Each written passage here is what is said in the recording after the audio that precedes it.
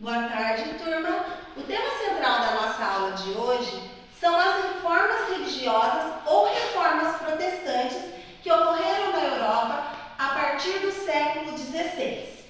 Essas revoltas, essas reformas, elas causaram uma transformação muito grande, tanto no cenário econômico, político, cultural, quanto no religioso.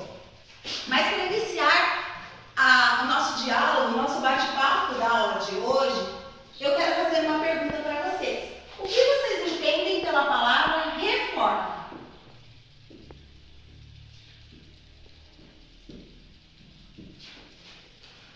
Que seria? Mudar algo? Pode ser.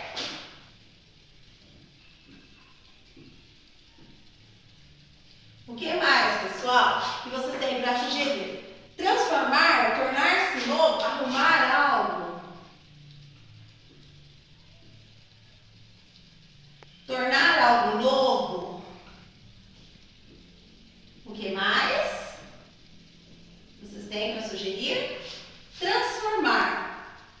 Vamos usar aqui a palavra transformar, que se encaixa perfeitamente ao período e a todo o movimento que vai ocorrer nesse período que nós iremos estudar. Antes de nós partirmos para a definição do que foram as reformas nesse período do século XVI, que ocorreu na Europa, eu gostaria de fazer uma pergunta para vocês. Qual a religião de cada um aqui na sala? Vamos listar? Nós temos católicos. O que mais? Luteranos. Metodistas. Assembleia. O que mais? Presbiterianos.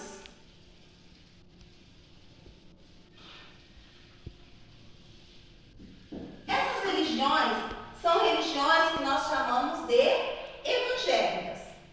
Lembrando que os católicos também são evangélicos, porque evangélicos são aqueles que creem no evangelho, que creem na palavra, né? Mas aqui, o termo mais correto para nós usarmos para essas religiões são religiões protestantes. Professora, por que protestante? O que é um protesto? É reivindicar algo, é ir contra alguma coisa. E essas religiões, em um período da história, elas protestaram contra algo. Protestaram contra a Igreja Católica. Nesse contexto da aula de hoje, nós vamos ver todas as transformações que ocorreram na Europa, não só de cunho religioso, de cunho espiritual, mas de cunho político, de cunho econômico e também de cunho cultural. Nesse período da Europa, a Igreja Católica era detentora de um grande poder, que, como eu disse antes, perpassava o poder espiritual. Até mesmo os reis, que são detentores de grande poder, tinham que pedir permissão para a igreja para muitas das suas ações. A igreja, o Papa, tinha um poder muito grande e influência sobre os reis da época. Naquela época, a gente diz que o mundo, que a Europa estava dominada pelo teocentrismo. O que quer dizer a palavra teocentrismo? Centrismo, nós temos centro e teu, Deus. Então, tudo era regido pela vontade de Deus. Tudo que acontecia na vida das pessoas era puramente a vontade de Deus. Vai surgir aí, a partir do século XVI, ideias iluministas, que são trazidas para a população através de um movimento chamado Renascimento Cultural. O Renascimento, ele vem trazer uma nova ideia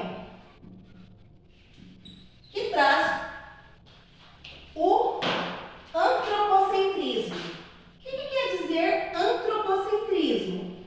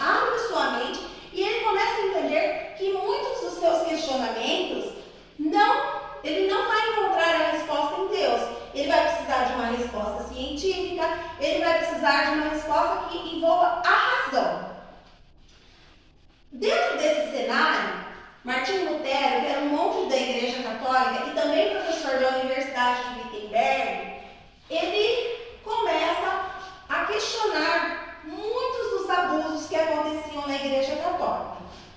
O principal que incomodava muito a Lutero era a venda de simonias. O que seria a simonia? Era a venda de relíquias sagradas, como por exemplo, foi vendido nessa época pela Igreja Católica cerca de um navio inteiro de pedaços de madeira, da madeira da cruz que pertenceu à crucificação de Jesus. Venderam partes de tecido que diziam ser vestimentas de Maria e atribuíam a ele poderes sobrenaturais. Uma outra coisa que era muito praticada na época era a venda de indulgências. O que são as indulgências? As indulgências é quando o homem atinge, por meio de oração, o perdão dos seus pecados. Porém, na época, a igreja queria construir a Basílica de São Pedro e foi vendido o perdão. O Papa resolveu, então, vender o perdão dos pecados aos homens. Por meio da contribuição financeira para a construção da Basílica de São Pedro, o Papa atribuía o perdão dos pecados às pessoas. Essas atitudes, além disso, padres também, na época, não costumavam obedecer o celibato. Muitos deles acabavam se envolvendo em relações amorosas e isso tudo começou a incomodar a figura de Lutero, que protestou contra a Igreja Católica, fazendo assim uma reforma nas ideias que tinha até então. Trouxe novas ideias. Como que ele protestou? Na frente de um vendedor de indulgências da igreja de Wittenberg, que era uma cidade alemã, Martinho Lutero chega na porta da igreja e cola 95 teses formuladas por ele. Teses estas que contestavam o que estava acontecendo dentro da igreja. Eu vou ler 3 delas para a gente despertar a nossa curiosidade e buscarmos entender mais sobre esse momento da história. A tese 21. Erram, pois, os pregadores de indulgências que dizem que, pelas indulgências do Papa, o homem fica livre de toda pena e fica salvo. Tese número 32. Serão condenados para toda eternidade com seus mestres aqueles que creem estar seguros da sua salvação por cartas de indulgências. Tese número 43. É preciso ensinar aos cristãos que aquele que dá aos pobres ou empresta a quem está necessitando faz melhor do que se comprasse indulgências. Então, assim, eu mostrei aqui para vocês 3 teses de Martinho Lutero para despertar a curiosidade das pessoas e a gente buscar estudar as outras 92, tá? A partir de Martinho Lutero, ele vai criar a sua nova religião e essa religião vai dar abertura, vai se espalhar pela Europa e vai dar abertura a vários outros segmentos que darão origem a todas essas religiões que nós elencamos aqui. Então vai surgir o calvinismo, que estava ligado à predestinação, à lucratividade, que era baseado e apoiado pela burguesia. Vai surgir o anglicanismo na Inglaterra, que é o poder do rei Henrique VIII de criar a sua própria religião. Mas essas